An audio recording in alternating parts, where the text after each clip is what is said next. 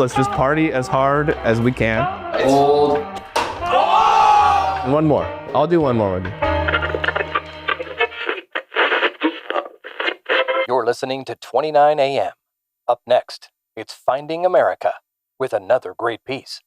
This week on Youth Party Culture.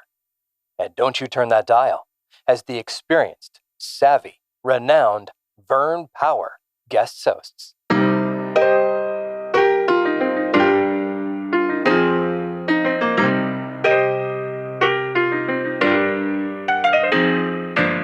From more of Alex Productions, I'm DuPont award-winning journalist Vern Power, and this is Finding America, a narrative podcast that speaks to the heart of this nation through the experiences of real, everyday Americans. Some feel impending failure. Others don't care. However you feel, the 30th birthday is a milestone. It's a moment where the antics of your 20s lose their appeal, especially one particular weekend activity.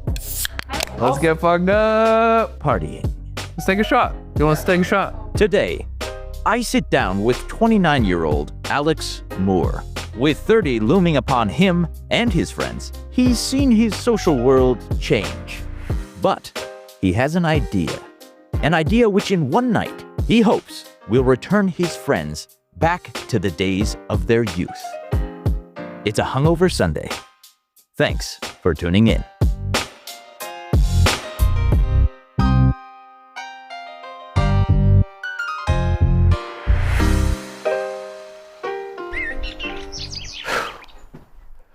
Look at this dump. How the mighty have fallen. I went from award-winning journalism in the foothills of Azerbaijan to this. Let's get this over with.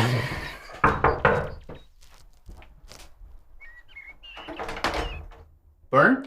Alex, how are you? I'm doing great. Thank you so much for coming by. It's a lovely place you have here, Alex. Oh, thank you so much, Vern. I'm sorry about the mess. I'm a little hungover today, by the way, so I haven't had a chance to clean anything for you. I spoke with Alex the morning after his party. As I sat down, he disappeared into the kitchen. I was welcomed with the stench of stale beer. Red Solo cups and sticky shot glasses painted the tables around me. Mirroring the house, Alex was in disarray. He answered the door bleary-eyed. His breath smelled hot. At first, he was fidgety. He seemed unwell. Alex, thank you so much for joining us today on Finding America. Let's get started. Why are we here today, and what happened last night? Yeah, thank you so much for having me on the show, Vern. Last night, I invited all my best friends over here because I threw the last party of our 20s. Alex was gracious enough to invite Finding America to his place last night for the, quote, last party of his 20s. So our team assisted in putting lapel microphones on everyone who attended the event. We really appreciate you giving us the opportunity to document you and your party. I hope everything worked out okay.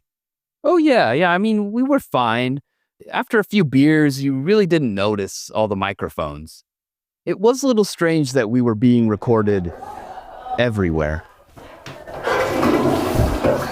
All right, my urinating is done. Time to put my massive schlong back in my pants. If I've learned anything in my career, it's that you never know where you're going to get some great audio. We'll hear more from the party a little later on. So, the last party of your 20s.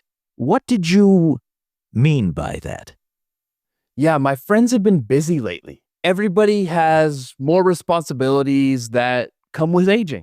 And because of it, it's been hard to get the group together. And honestly, our parties have suffered. But I came up with a way to fix this, Vern. And it was the party I threw last night. A party that I hoped would remind us of the good old days. But not just any party. A party of the decade. You see, my friend, he turns 30 next week. And he'll be the first person in our group to do so. That means we only have one more Saturday night to throw the best and last party of our 20s. So I sent out a text and let everyone know.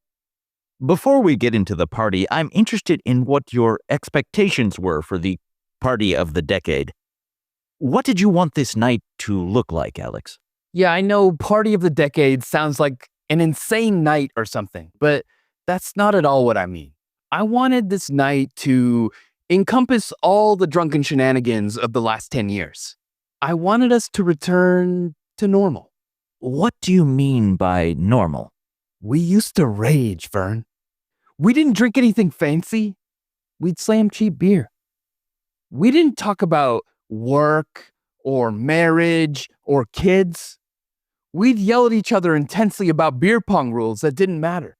We used to drop everything last minute at midnight to go out, even though we drank the last 3 days in a row. Even when we were tired and bored, we'd still sit around, intoxicated, having deep conversations, attempting to discover the universe. Even reincarnation to me is like, I mean, let's say you get, let's say we were reincarnated from like a Peruvian fisherman, you know, whatever, who died when he was... Or a Peruvian fish. Yeah. Died at 62 of lung cancer because he smoked his whole life. And it's like, okay, let's say he's in me. But it's like, he's not though. Oh, he's in you. But it's like... Okay, maybe not all of our conversations discovered the universe. Let's get back to the text you sent out. You invite everyone over for a party. Did they understand the significance? Yeah. Well, kinda. Honestly, when I rolled up to the house, I thought there was a small chance that he made up the whole thing. I was going to knock on some random door. It's kind of crazy. We've gotten to this point. We're all here. We're all drinking. Well, most of us. We still don't exactly know what we're doing. Either way, I knew when everyone showed up, I'd have to gather the group to explain the gravity of the situation. Let's just party as hard as we can. Let's have a really good time. There's 7 people in this room who turn 30 this year or next year. It's old. So I envision this night as us being nostalgic about our 20s, looking forward to our 30s, and just kind of figuring out what it means. I understand your premise here, but it's not like everyone turns 30 at the same time. This is the last party of one of your friends' 20s. Not all of you. What? Is that correct? No. Vern. We have a birthday this upcoming week. The next time that we're all together, and I don't even know when that's gonna be, we won't all be in our 20s. I wanted people to think and talk about that. I don't know, I feel like with 20s, it's like, you know, more uncertain. As time goes on, it's like, I feel like I'm more of myself. Wow. You know, like I have that like past versions of me and I'm like, yeah, that's me, but I'm more of me now. Like, Wow. so I will feel like, I expect to like feel like more like that, more like myself when I'm like, Yeah. you know. That's rad. Yeah, I'm enjoying this part of my life a lot. I think it's my favorite part of my life. It's less about the age. It's more about the eras. It's about the people you interact with all the time. Part of me feels like I might be happier at 30 because I will have learned and grown more and I'll be able to handle my shit a little better and I'll know myself a little better through lived experience.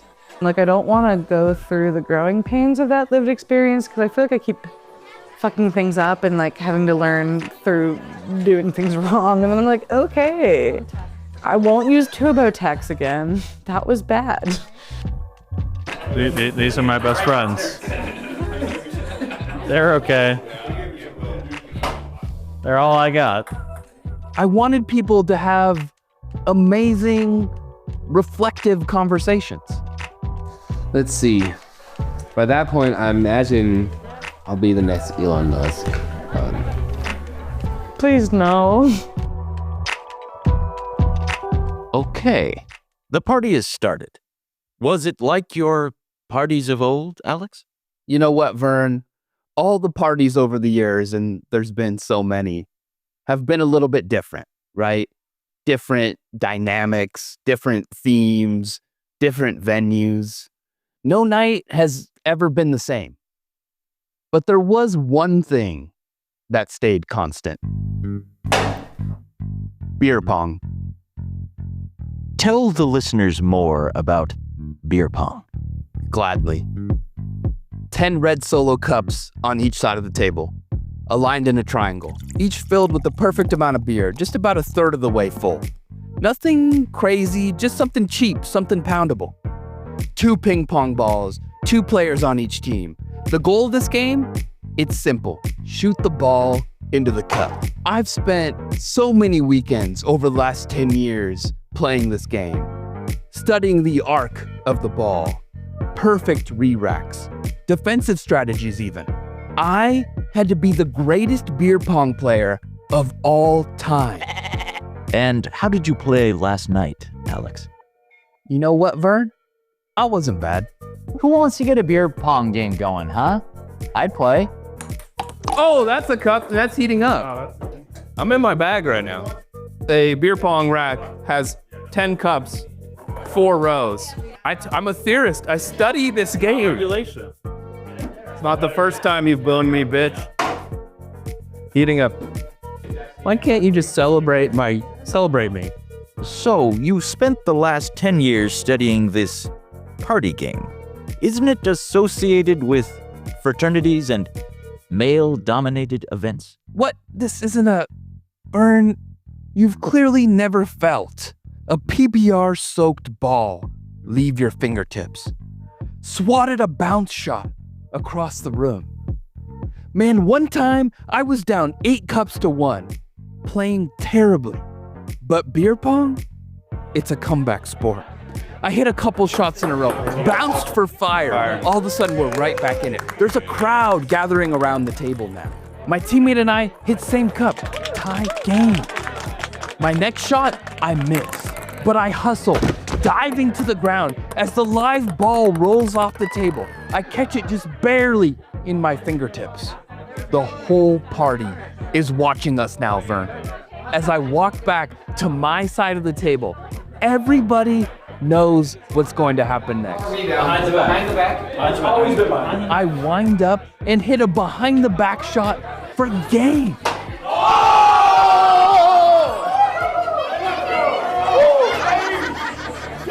Everybody went crazy. The whole party went nuts. They grabbed me. They picked me up. They started to carry me. The other team, they didn't even want to. Oh. I'm sorry, Vern. I'm sorry. I'm telling you, this party, it wasn't just about beer pong, okay? It was special. I mean, what other party has people thinking about how important the last 10 years of their lives were? I feel like there's certainly things in my 20s that I've wanted to accomplish that I didn't. Just a bunch of things where like, you didn't have these responsibilities, got to enjoy this individual freedom that I had never experienced before and really grow as a person. That not something I don't think I could do now because I'm just a different person now than I was when I was 21. But a lot of the major beats that I really wanted to hit, you know, the really important stuff, friend, relationship stuff that I really wanted to do. I mean, fuck, look how lucky I am with falling in love with somebody. I ended up in my 20s meeting somebody that I could potentially spend the rest of my life with. Was every conversation this reflective and meaningful? In a manner of speaking. Well, let's talk about getting older and like turning 30 and any like sex things that you're like, I can't believe I didn't do that in my 20s yet. Anything? Oh no, I've done everything I wanted to do, bud. All of it? You've done all of it. You pull up a chart of everything sexual. That's good, buddy. I'm really happy. Thanks, man. Well, I'm trying to get a prostate orgasm. It'd be great. That's interesting. Yeah. This thing has just gotten on like the cultural like wavelength really recently. You know, like growing up, I feel like our parents probably haven't have their prostate stimulated. No. Because to them, it's just like an old school belief that you know, like if you want something up your butt, then you're homosexual. Yeah. And it's just, and now it's like we're really like getting to this point where it's like, no, like men and women. I mean, that's sex positive. If a woman is sticking something up your butt, doesn't get any more heterosexual than that. Yeah. Was sexual reflection something that you expected? Did that feel important to you, Alex? Of course. Anyone reflecting on their 20s knows how important that time is to explore, to experiment, And it's my job as the host of last night's party or any party to create an environment where people feel free to share anything. And did that occur at your party in your eyes? During the revolution, we sent Franklin to France to negotiate with the French there. Dude, Franklin was fucking insane, dude. There's stories of like a dozen people in a room, men, women, and he's just going fucking crazy. Just he's like 65 years old and he's just like banging. God. Yeah, Franklin was a fucking pervert. I wonder if like so like a husband and wife in the 1700s or earlier or whenever, like were they doing the same? Like but it it's depends. like It probably depends. But you're in a private home, and if you're like an aristocratic family, and you're just like, ma'am, I want you to sit on my face tonight, and like, did they even do that? Yeah. It's not that crazy, but would you even thought of that? Porn is seeding a lot of this in our heads, because I don't know, I'm like, would I have wanted to come on someone's face if it weren't for seeing it a bunch of times? But we know, that's the thing. There are ancient, like when they discovered Pompeii or whatever that was buried, there was graffiti of oral fucking like fellatio in Pompeii from 2,000 plus years ago. Like 1,000 years. Tell me my ex couldn't do it a few times. Ayo. I see. I bet a couple of drinks helps with that. Were people enjoying alcoholic beverages at this point? Mr. Power, now I know you're new to this group of people, but this is a party hosted by me. Of course people were drinking. Did you just have your first drink and you're already drunk? Yeah, but also I don't think I had lunch or dinner, in fairness. That is fair, yeah. I'm worried if I go much deeper. I'm drunk. I know you wanted this party to equate to a return to normalcy for you and your friends. How did it feel similar or different from your early 20s? Yeah, that's a great question, Vern. Actually, I did feel a huge difference. At one point in the night, I walked into the kitchen and everyone was taking a water break. It's time for some water. Good water break, everyone. Oh yeah. Good water. That's right, H2O, buddy. Oh, God, it's better than beer, dude, honestly. Don't even ask me about the whole Tums situation. Do any of you guys want to preempt the Tums? I'm gonna go get Tums. You all want? Everyone brought Tums. Do you think this is a better representation of what your 30s may look like? No way, Vern. We're only 29 years old. We should still be raging. We should be popping Molly, not popping Tums. Is that realistic? Or is that something that you want people to think? Vern, let me make one thing clear here. We are still capable of raging. And we do not care about what people think. We're not like these young kids always on their phones searching for validation. We don't care about what people think about us. How much do you care about what people think about you? I care way too much.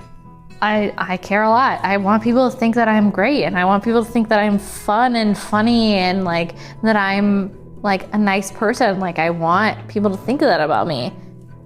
And it's like this obsessive thing of like I want people to like me. And it's really hard to like kind of reconcile that. Yeah. I think that's part of the reason I deleted social media was because I cared about it, and I was frankly ashamed of aspects of my life where I felt like I was comparing myself to others. Like I don't want them to know where I'm at because I feel like for myself I'm not satisfied with where I'm at. I go through this cycle all the time where I delete the Instagram app, then I re-download it, and then I'm addicted to it, and then I delete it, and then I re-download it. Even like the first time I posted on my story, it was like I was obsessed with looking at how many people saw it. Oh, for sure. And like I was like, oh wow, like 150 people have seen my story. And it was like it felt like a big thing. And like I hate that. I hate that I was like obsessed with that. Like I don't like that I don't post on Instagram and yet I still check Instagram every day to every other day. Like, but it's not about our phones. It's about real life. It's about these parties. That's why I threw this one. That's why I've thrown all of them. And now we're taking water breaks? We're worried about how many people will view our Instagram stories. We don't even stay up late anymore. It's fading. It's fucking fading, Vern. What am I supposed to do now? We hype up the 20s a little bit. We hype up the 20s like, oh yeah, that's where we're supposed to be like free and all this stuff.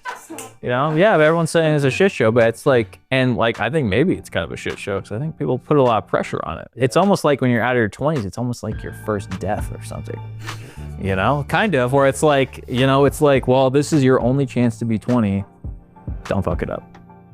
I saw my face in a mirror with the wrong lighting, and I was like, I can see every fine line, and I know exactly how I'm gonna age right now. And I was having lots of thoughts about like, oh my gosh, my flesh is gonna rot while I'm wearing it. Ah ha ha. And it's not, I don't know. This may be too dark of a way to think about it, but anyways, any thoughts?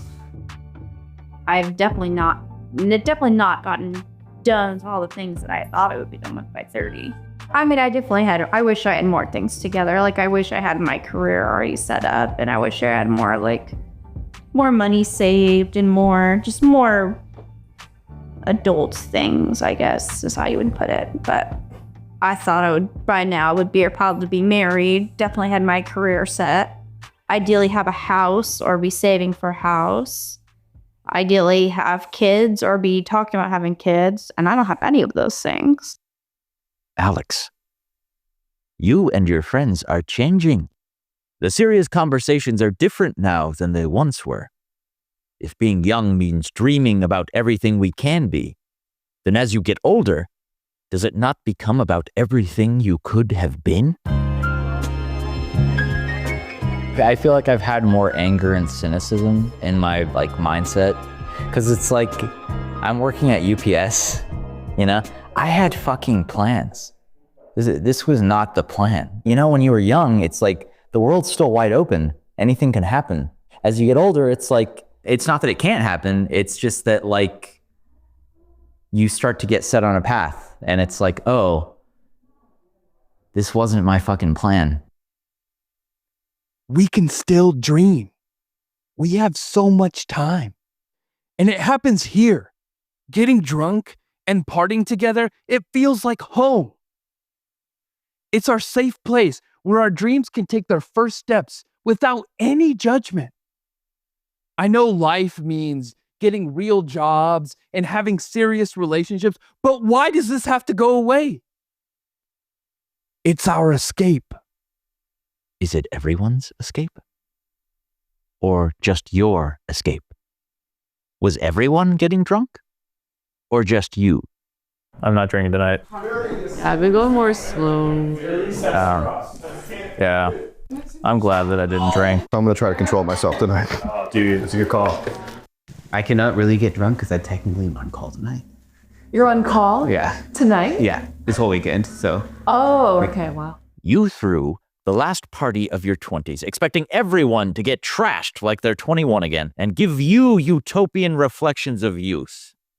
Do you have a question for me, Vern? No.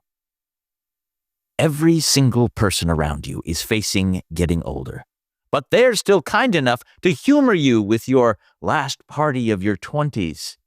And here you are, complaining. Wait, what? All these people came out to support you. What kind of journalist are you? I threw a party so good that you came out here to interview me. I threw a party so good that you sent a team to record me and all of my friends. What have you done lately? What makes you so high? You still don't get it. Life is not a party. We all have to deal with aging. Some people quicker than others. The truth is, you are lucky to even have the choice. You are so goddamn lucky that you only have to deal with it because you're turning 30. For some, it's decided for them. I feel like by far the biggest obstacle I had to overcome was the loss of my mother by suicide in my 20s. She developed an opioid addiction, started from something simple. She lost a bunch of weight. She was very overweight for a long time, and she started running and running half marathons, like lost probably over 100 pounds, and she damaged her shoulder running a half marathon, and simple prescription of Oxycontin kickstarted this horrible situation with her becoming an addict and completely just shaving away parts of who she was until all that was left was the addict, and resulted in her taking her life. How do you feel about being old and whatnot? And my mother died when she was 52.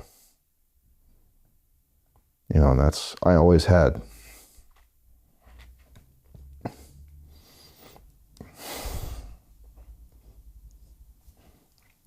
This image of me with kids and her there.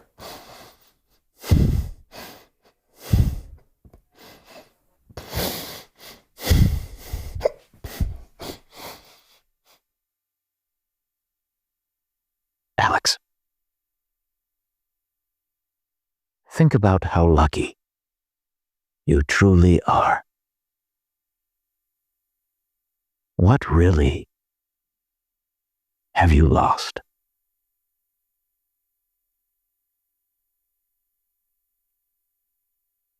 I don't know why, but I don't feel lucky. I'm losing my friends. I'm losing my home.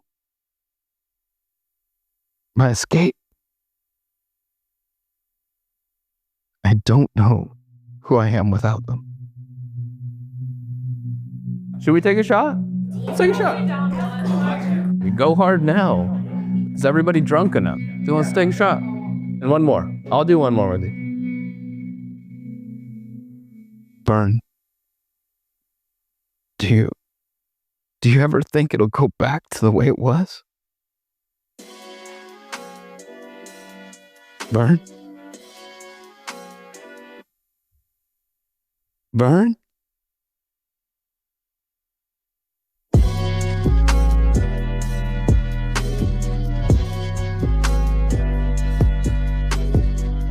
One More was created by Alex Moore, starring Dustin Fuentes as Vern Power and Alex Moore as Alex, with production by Alex Moore and Bryan Griggs. Written by Alex Moore with help from Jamila Harris, Max Carter, Nate Fjelstad, Bennett, Natalie Fund, and Dustin Fuentes. Music by Bennett, Wanderlust, Rias Beats, and Dispatcher 137. Album art by Jamila Harris. If you enjoyed listening, please follow me everywhere at More of Alex, and check out my other work, The Tequila Experiment and The Wasted Race, wherever you listen to your podcasts.